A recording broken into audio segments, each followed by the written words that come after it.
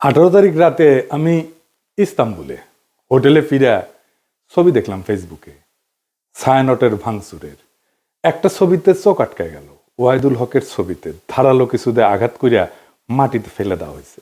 এই মানুষটার স্নেহ প্রশ্রয়ে আমি বড় হয়েছি। সেই কৈশোরে তার হাত ধরে কত শহর ঘুরছি তার ঠিকানা নাই। আমার বাবার বন্ধু সঙ্গীত গুরু ওয়াহিদুল হক, আপনারা বুঝতে পারতেছেন আমি ঢাকায় থাকলে ওই ছবিটা অন্তত বুক দিয়ে আগলাইতাম। ছাত্র ইউনিয়ন সিপিবিআর ওয়াহিদুল হকের লেসপেন্সার হওয়ার কারণে ছায়ানটের এই ঘটনা এক বিচিত্র অনুভূতির সামনে এনে আমাকে ফেলছে। পাকিস্তান আন্দোলন করা বাঙালি মুসলমানদের ছেলেরা যখন পাকিস্তান ভাঙ্গা বাংলাদেশ রাষ্ট্রের জন্ম দিল, সেই সময় বাবা একই সাথে সুখ আর দুঃখের অনুভব করছিল। আমি সেই অনুভূতির মুখোমুখি হয়েছি। ছায়ানট নিয়ে আলোচনাটা সূক্ষ্ম এবং জটিল, আশা করি বিষয়টা একটু মনোযোগ দিয়ে শুনবেন। আমাদের জানা দরকার যে ছায়ানট কেন এই আক্রমণের শিকার হইল, ছায়ানটের বিরুদ্ধে কেন বাংলাদেশের সাধারণ মানুষ বিলা হইল। অনেক প্রশ্নের জবাব পাবেন। আমি নিজে ছায়ানটকে বাংলাদেশে ভারতীয় কালচারাল অ্যাসেট হিসেবে চিহ্নিত করছি, কোনো সন্দেহ নাই। কেন করছি সেটা আমি হয়তো পরিষ্কারভাবে ব্যাখ্যা করিনি। আজকে সেই ব্যাখ্যাটাও আপনারা পাইবেন। আসেন আল্লাহর নামে শুরু করি। ওয়াহিদুল হককে আমি ওয়াহিদ কাকু বলে ডাকতাম। আমার সাথে ওয়াহিদ কাকুর সম্পর্ক ওনার মৃত্যু পর্যন্ত অক্ষুণ্ণ ছিল। টক ঝাল মিষ্টি সেই সম্পর্ককে এখন আমি মিস করি। ওনার মৃত্যুর পরে আমি ফেসবুকে একটা নোট আকারে লেখা লিখছিলাম, ওয়াহিদুল হক তারুণ্যের শুভবোধনের ঋত্বিক। আমি জানি না ওই লেখাটা আমি আর খুঁজে পেলাম না, কারো কাছে যদি থাকে আমার একটু খোঁজ দিয়েন। আমার জীবনে যে বিচিত্র অভিজ্ঞতা হয়েছে, অসংখ্য মানুষের সাথে মিশছি, সেই কারণেই ভাঙ্গু সেকুলারদের কালচারাল আর পলিটিক্যাল স্ফেয়ারের অন্দরবহনের খবর আমি জানি, ক্রিটিক্যালি অ্যানালাইজ করতে পারি। তার কারণ ওই ক্ষুদ্রকাল থেকে আমার এই ওরিয়েন্টেশনের সাথে আমি যুক্ত। এই কারণে আমি জানি ঠিক কোথায় ওদের উইক পয়েন্ট আর কোথায় তাদের শক্তির দিক। তবে আমি যেহেতু গান গাইতে পারতাম না, আমি তো অসুর, মানে সুর নাই আর কি, আমি রবীন্দ্রনাথের লেখা বুঝতে চাইতাম, তার জ্ঞানতাত্ত্বিক উৎস খোঁজার চেষ্টা করতাম। জ্ঞানতত্ত্ব মানে হইতেছে আমি যেটাকে সত্য জ্ঞান বলে মানতেছি সেটা আসতেছে কোন জায়গা থেকে। এই জায়গাগুলোকে বলা হয় জ্ঞানতাত্ত্বিক উৎস বা এপিস্টেমিক সোর্সেস, দর্শনের ভাষা। মানে এই গানটা কি বুঝায়, মানে ধরেন তুই ফেলে এসেছিস কারে মন মন রে আমার, তাই জনম গেল শান্তি পেলি না রে মন মন রে আমার। অথবা ধরেন প্রাণ চায় চক্ষু না চায়, মরে একিতর দুস্তর লজ্জা, সুন্দর এসে ফিরে যায় তবে কার লাগে মিথ্যায় শয্যা। মুখে নাহি নিঃস্বরে ভাস, দহে অন্তরে নির্বাক বহ্নি, ওষ থেকে নিষ্ঠুর হাস, তব মর্মে যে ক্রন্দন তন্নি। মাল্য যে দংশিছে হায়, তবে শয্যা যে কণ্টক শয্যা, মিলন সমুদ্র বেলায় চির বিচ্ছেদ জর্জর মজ্জা। আহা কি মধুর! মনে করিছেন এটা প্রেম প্রীতির গান? জিনা জিনা ভাইজান, এটা অন্য জিনিস। আমার একটা বই আছে রবীন্দ্রনাথ অন্য আলোয়, রবীন্দ্রনাথের অনেক গানের অর্থ ওইখানে ব্যাখ্যা করেছি। একদিন দরকার হইলে যদি টাইম পাই তাহলে একটা এপিসোড করে ব্যাখ্যা করতে পারি গান ধরে ধরে এটা কি বুঝায়। তো এই গানের অর্থ আবিষ্কার করতে করতে, তার অন্তর্গত দর্শন খুঁজে বের করতে করতে একসময় আবিষ্কার করলাম রবীন্দ্রনাথ আসলে উপনিষদ। উপনিষদ মানে হিন্দুদের প্রধান ধর্মগ্রন্থ, তার একটা। উপনিষদের কন্টেম্পোরারি বা আধুনিক উপস্থাপনাই হইতেছে রবীন্দ্রনাথ।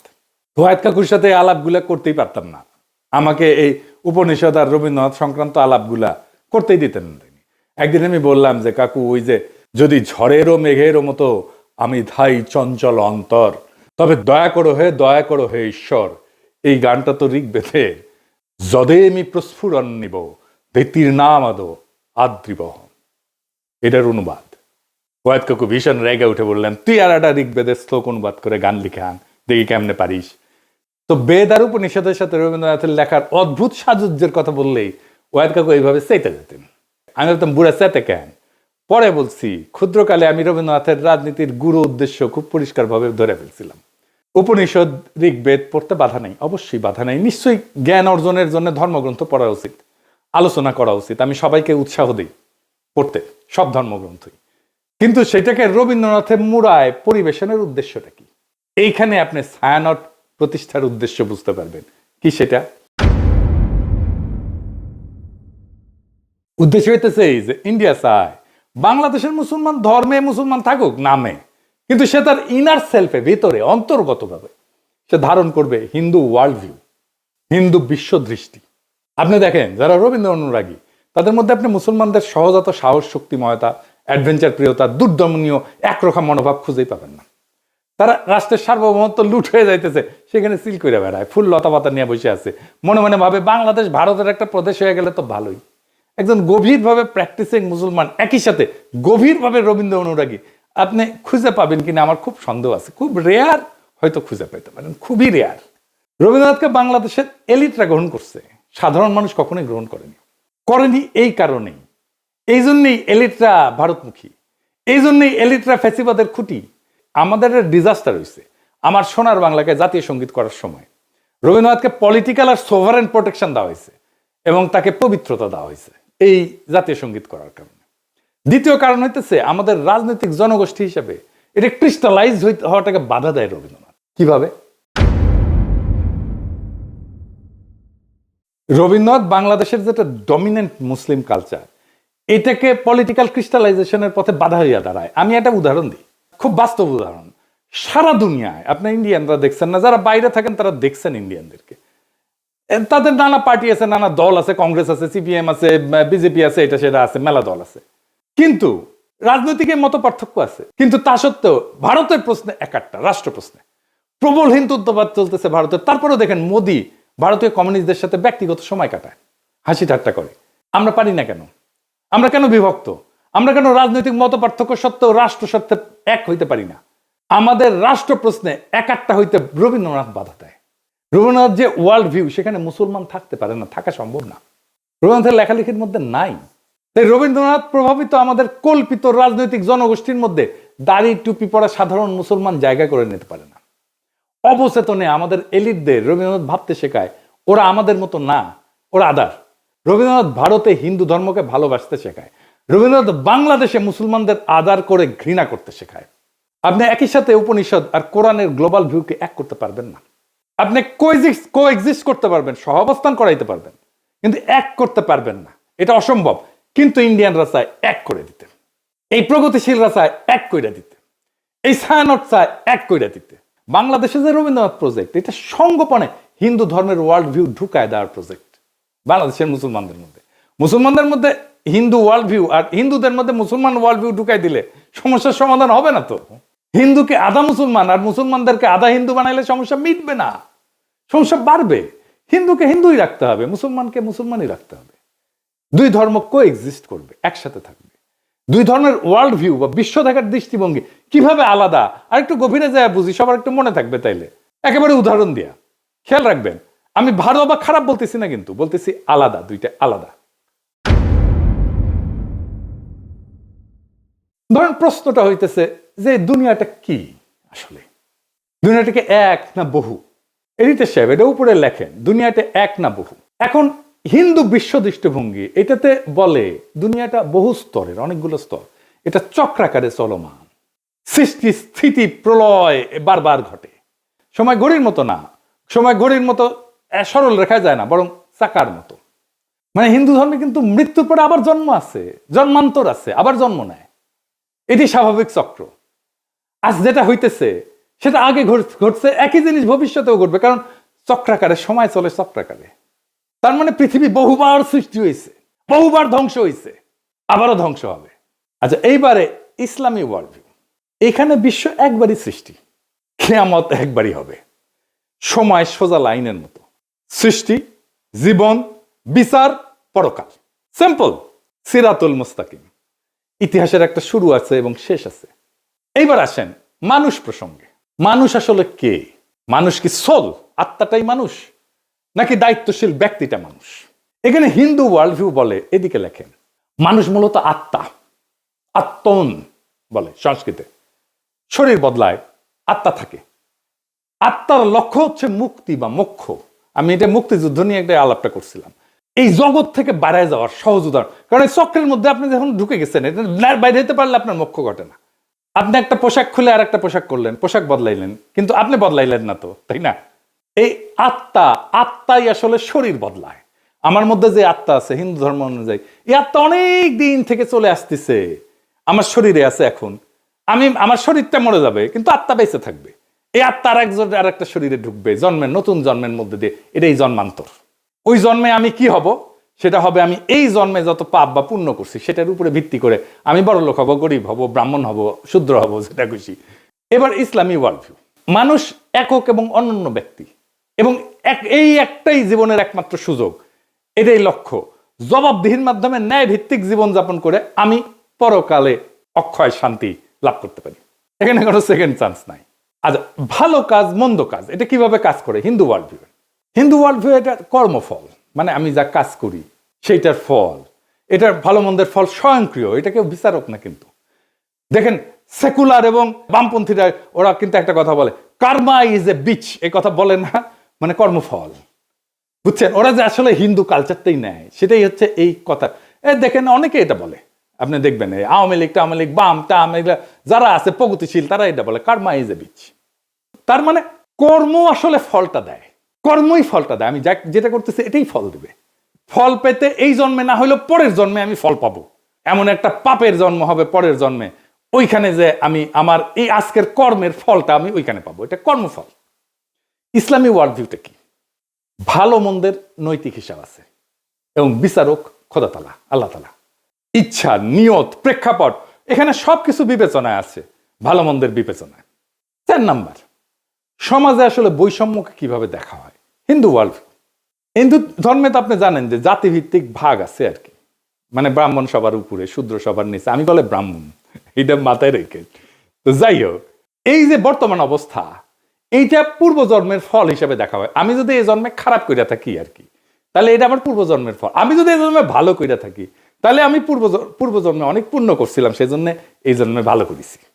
সো হিন্দু ওয়ার্ল্ড ভিউয়ে মানুষ উঁচু নিচু জাত হয়ে জন্মায়, জন্ম থেকেই সে উঁচু বংশের অথবা নিচু বংশের। এইবার ইসলামী ওয়ার্ল্ড ভিউয়ে কি বলে? মানুষ জন্মগতভাবে সমান, সমান মর্যাদার। এইখানে যে ধনী গরিব বা মানুষের কষ্ট আছে, এটা একটা পরীক্ষা, ইহ জগতে পরীক্ষা। এবং ইসলাম ধর্মে অন্যায় দেখলে নীরব থাকাটা পাপ, গুনাহ। 5 নাম্বার, মানুষের আসলে ডেস্টিনি কি, শেষ লক্ষ্য কি? হিন্দু ওয়ার্ল্ড ভিউ কি বলে? মানুষের শেষ লক্ষ্য হচ্ছে এই জগতের বন্ধন ছিন্ন করা। মানে এই যে চক্রাকারে যে চক্রের মধ্যে পড়ে গেছি না, ওই যে বলে না চক্করের মধ্যে পড়ে গেছি, এইটাই হইতেছে হিন্দু ওয়ার্ল্ড ভিউ। চক্করের মধ্যে পড়ে গেছে, এখান থেকে চক্কর সেটা বাইরে হয়ে গেলে এটাই হচ্ছে মোক্ষ, মুক্তি। এই সংসার মায়া, চূড়ান্ত শান্তি হচ্ছে বিশ্ব থেকে মুক্তি। আমি আর জন্মাবো না এসে আর একবার। আপনি আতুর ঘরের কথা শুনছেন না? আগে ছিল কিন্তু এখন নাই। আতুর ঘরে যখন হিন্দু রমণী সন্তান সম্ভব হয়, তখন একটা ঘরের এক কোনায় একটা জায়গায় আলাদা একটা ঘর বানানো হয়, ওইখানে সন্তান জন্ম দেয়। কেন? কারণ এই জন্মটাই তো পাপ একটা, জন্মই আমার আজন্ম পাপ। একটা কথা আছে দাউদ হায়দারের, এটা বই ছিল না, জন্মটাই আমার আজন্ম পাপ। এটা হিন্দু ওয়ার্ল্ড ভিউ। তাই জন্মটা যেহেতু পাপ এবং জন্মটা যেহেতু অপবিত্র, সেজন্য তাকে দূরে রেখে জন্মটা দিতে হয়। বুঝেছ? আচ্ছা, আর ইসলামী ওয়ার্ল্ড ভিউ কি? জগৎ মায়া না, এই দুনিয়াটা রিয়াল, এই দুনিয়াতে ন্যায় প্রতিষ্ঠা করাটাই কাজ। সমাজ, রাজনীতি, অর্থনীতি সব গুরুত্বপূর্ণ। এই দুনিয়া ইহজগৎ খুব গুরুত্বপূর্ণ। পরকালটাকে এই জীবনে ইহজগতে যা করছি সেইটার আমি ফয়সালা পাবো, বিচার হবে। তারপরে তার সেই অনুযায়ী আমি হয় বেহেশতে যাব অথবা দোজখে পড়ব। এই বিশ্ব একটা নৈতিক পরীক্ষা। মানুষ আল্লাহ তাআলার এক দায়িত্বশীল সৃষ্টি, যাকে পাঠানো হয়েছে দুনিয়াতে তার খলিফা কইরা। এটা একটা স্পিরিচুয়াল জার্নি, এটা কমপ্লিট করার জন্য। কমপ্লিট হয় হাসরের ময়দানে, বিচারের সামনে যায়। কারণ প্রশ্ন হইতে পারে, তাহলে কি হিন্দু মুসলমান একসাথে একটা রাষ্ট্র বা সমাজে থাকতে পারবে না? হিন্দু মুসলমান দুই ধর্মের মানুষ কিভাবে তাদের স্বাতন্ত্র্য বজায় রেখে একসাথে শান্তিতে থাকতে পারবে? সেটার রাজনৈতিক সমাধান বের করতে হয় তো রাষ্ট্রকে। এর চাইতে বড় কাজ তো ভারতীয় উপমহাদেশে আর নাই। কিন্তু আগে সিদ্ধান্ত নিতে হবে, আমরা শান্তিতে থাকতে চাই। সিদ্ধান্ত নিলে পথ বের হবে, পথ আছে। চালাকি কোনো সমাধান না, সমাধান চালাকি করে বের করা যাবে না। হিন্দুকে আধা মুসলমান বা মুসলমানকে আধা হিন্দু বানায় না, এটা হবে না। এইটা করতে থাকলে একটা অনিবার্য রক্তাক্ত সংঘাতের দিকে আমরা যেতে থাকবো, সমস্যার সমাধান করবে না। আর কঠিন জটিল সংকটের দিকে জাতিকে নিয়ে যাবে। শুধু জাতিকে না, ভারতীয় উপমহাদেশকে নিয়ে যাবে। কিভাবে সম্ভব? একটা ছোট্ট উদাহরণ দিয়ে বলি। দেখেন, আমরা যে ধর্মই পালন করি না কেন, রাস্তায় ট্রাফিকের লাল লাইট দেখলে তো সব ধর্মের মানুষ দাঁড়াই, তাই না? বিবাদ হইলে তো একই আদালতে যায় সব ধর্মের মানুষ ফয়সালার জন্য, তাই না? আমরা তো ভোট দিতে হইলে, নেতা নির্বাচন করতে হলে একই ভোট সেন্টারে যাই ভোট দিতে সব ধর্মের মানুষ, তাই না? এটাই নাগরিক হিসেবে একসাথে থাকা। নাগরিকত্বই আমাদেরকে একসাথে বাঁধবে। স্পিরিচুয়াল জার্নি না, আমার ওয়ার্ল্ড ভিউ না, আমার নাগরিকত্ব। আমি যেই যেই জায়গায় আমরা নাগরিক হিসেবে আমি শেয়ার করি, সেই জায়গাটা আমাকে বাঁধবে। যাই হোক, আগের আলাপে ফিরে আসি। ছায়ানট নিয়ে বাংলাদেশের মানুষ চূড়ান্ত বিলা হয় 2018 সালে। হ্যাঁ, 2018 সালে যখন বাংলাদেশের মানুষের চোখে স্পষ্ট হয় মোদির সাথে ছায়ানটের সম্পর্ক। কেন ছায়ানটে হামলা হইলে মোদির বিজেপি বাঙালিদের জায়গায় উঠতে বলে? এটার উত্তর কি দেখছেন? ছায়ানটে হামলা, বাঙালিদের জেগে উঠতে বলল মোদির বিজেপি। কেন? কারণটা হইতেছে 2018 সালে ভারত সরকারের পুরস্কার পায় ছায়ানট। স্বয়ং মোদি অভিনন্দন জানায়। শুধু অভিনন্দন না, ছায়ানটের এই ভারত রাষ্ট্রের পুরস্কার, যার জুরি বোর্ডের চিফ ছিল স্বয়ং মোদি, সেই পুরস্কার নেওয়া ছিল একটা গুরুতর নৈতিক এবং রাজনৈতিক ভুল। এটা কোনো ভারত বিরোধী আবেগ না, এটা রাষ্ট্রীয় সহিংসতা, জনগণের স্মৃতি এবং সাংস্কৃতিক প্রতিষ্ঠানের নৈতিক সীমা, এই তিনটার সংঘাত। কিভাবে? রাষ্ট্রীয় পুরস্কার কিন্তু কখনো নিরপেক্ষ না। রাষ্ট্রীয় পুরস্কার মানে এই প্রতিষ্ঠান আমাদের রাষ্ট্রের নৈতিক এবং সাংস্কৃতিক বয়ানের অংশ। এটা কোনো ব্যক্তিগত শিল্পীর সম্মান না, এটা রাষ্ট্রীয় বৈধতার অংশীদারিত্ব। পৃথিবীর বহু মানুষের কাছে মোদি গুজরাটের কসাই নামে পরিচিত। এটা রাজনৈতিক গালি না, এটা একটা নৈতিক অভিযোগের একটা প্রতীকী নাম। বাংলাদেশে মোদি অসম্ভব ঘৃণার পাত্র। বাংলাদেশে মোদি বিরোধিতা কোনো বিমূর্ত বিষয় না, বাস্তব ঘটনা। 2021 সালে মোদি বাংলাদেশে সফরের বিরুদ্ধে ব্যাপক গণপ্রতিরোধ হয়, পুলিশের গুলিতে সংঘর্ষে বহু মানুষ মারা যায়, শহীদ হয়। সাধারণ মানুষ এটা প্রতিরোধ করছে। কেউ এটা অস্বীকার করলে সে ইতিহাস অস্বীকার করতেছে। এখন প্রশ্ন হইতেছে, যে ব্যক্তির আগমনের বিরুদ্ধে বাংলাদেশের মানুষ জীবন দেয়, তার নেতৃত্বাধীন জুরি বোর্ডের মনোনয়নের পুরস্কার নেয় একটা রাষ্ট্রের কাছ থেকে, ছায়ানট এটা কিভাবে সংস্কৃতি বলে চালায়? আর সেই রাষ্ট্রের কাছ থেকে, যেই রাষ্ট্রের বর্তমান সরকার মুসলিম নিধন, নাগরিক বঞ্চনাকে স্বাভাবিক করে তুলছে, কাশ্মীর থেকে দিল্লি সব জায়গায় এটা প্রমাণ আছে। এই দুই অবস্থান। এখন ছায়ানট তো বলতে পারেন আমরা রাজনীতি করি না, এ দাবি আর টেকে না। এই যুক্তিটা সবচেয়ে বড় ভণ্ডামি। কারণ রাষ্ট্রীয় পুরস্কার গ্রহণ করে একটা রাজনৈতিক কাজ। রাজনৈতিক ক্ষমতার কাছ থেকে সম্মান নিলে আপনি রাজনীতির ভেতরে ঢুকে পড়েন। রাজনীতি করি না বলার তখন সুযোগ থাকে না। রাজনীতি করি না বলার সুযোগ একদম শেষ হয়ে যায়। রাজনীতি না করলে ওই পুরস্কারটা প্রত্যাখ্যান করতে হয়, গ্রহণ করলে রাজনীতির দায় নিতে হয়। তো মোদি কেন ছায়ানটকে বন্ধু মনে করে বুঝতে পারতেছেন তো? এটা তো কোনো কাকতাল না। এই প্রশ্নটা সবচেয়ে ভয়ঙ্কর। মোদি ছায়ানটকে বন্ধু মনে করে কারণ ছায়ানট ভারতীয় সাংস্কৃতিক হেজিমনিকে বাংলাদেশে ফেরি করে। তারা সফট হিন্দুত্ববাদকে রবীন্দ্রনাথের মোড়কে উপস্থাপন করে বাংলাদেশে ফেরি করে। ছায়ানট তার একটা নিরাপদ সাংস্কৃতিক প্ল্যাটফর্ম হয়ে উঠছে, যাকে ভারত রাষ্ট্র তার মতাদর্শিক সফট পাওয়ার হিসাবে ব্যবহার করতে পারে, স্বীকৃতি দেয়। এইটাই তো বাংলাদেশের মানুষ দেখছে। তো ছায়ানট কি করতে পারত? পুরস্কার প্রত্যাখ্যান করতে পারত। ইতিহাসে অসংখ্য উদাহরণ আছে যেখানে পুরস্কার গ্রহণ না করাই নৈতিক অবস্থান হয়ে ওঠে, প্রত্যাখ্যানই প্রতিষ্ঠানকে সম্মানিত করে। ছায়ানট যদি বলতো বাংলাদেশের জনগণের স্মৃতি এবং রক্তের ইতিহাসের কারণে আমরা এই রাষ্ট্রীয় পুরস্কার গ্রহণ করতেছি না, সেটাই হইতো সবচেয়ে শক্তিশালী সাংস্কৃতিক বক্তব্য, সবচেয়ে বড় নৈতিক শিক্ষা, সবচেয়ে বড় আন্তর্জাতিকভাবে সম্মানজনক অবস্থান এবং দেশের মানুষের ভালোবাসা পাওয়ার রাস্তা। আপনি বাংলাদেশে কাজ করেন, মোদি কেন আপনাদের বাহবা দেয়? কেন দেয়? এই প্রশ্নের জবাব দিতে হবে না? বাংলাদেশের মানুষের সাথে আপনার কন্ট্রাক্টটা কি? সোশ্যাল কন্ট্রাক্ট কি? আপনি সমাজের রাষ্ট্রে কি অবদান রাখছেন, একটা প্রতিষ্ঠান করছেন? বাংলাদেশের সাথে আপনার কন্ট্রাক্টটা কি? বাঙ্গু সুশীলদের সফট হিন্দুত্ববাদের দীক্ষা দিচ্ছেন, আর যে রাষ্ট্রেরা মানুষের মৃত্যুর স্মৃতিতে বাংলাদেশে ঘৃণার প্রতীক, তার হাত থেকে সম্মান নিচ্ছেন। লজ্জা লাগে না? সমাজ তো হঠাৎ করে পাগল হয়ে যায়নি, মানুষ হঠাৎ করে সংস্কৃতি বিরোধী হয়ে ওঠেনি। এটা জমে থাকা একটা দীর্ঘ বিচ্ছেদের বহিঃপ্রকাশ।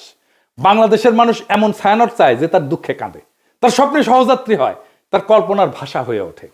বাংলাদেশের মানুষ এমন ছায়ানট চায় যে মোদির অখণ্ড ভারতের কল্পনাকে রবীন্দ্রনাথের সুরে ঢেকে দেয় না, বরং সুরে ফেলে দেয়। যদি ছায়ানট নিজেকে সেইভাবে পুনর্গঠন করতে পারে, জনগণের স্মৃতি, ক্ষত আর আকাঙ্ক্ষার পাশে দাঁড়াইতে পারে, তাইলে ছায়ানট আবার উঠে দাঁড়াবে।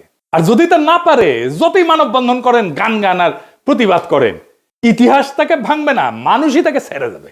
আপনি ছাত্রই পাবেন না, কেউ আর গান শিখতে আসবে না, কেউ আর সেখানে নিজের স্বপ্ন খুঁজবে না, কেউ নিজের কল্পনার সাথে ছায়ানটকে জুড়বে না।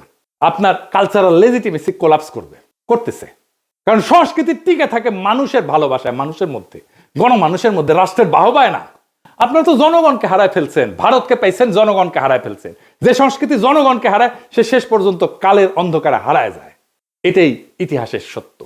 এই সত্যই শিখাইছে আমাদের জুলাই বিপ্লব। ইনকিলাব জিন্দাবাদ।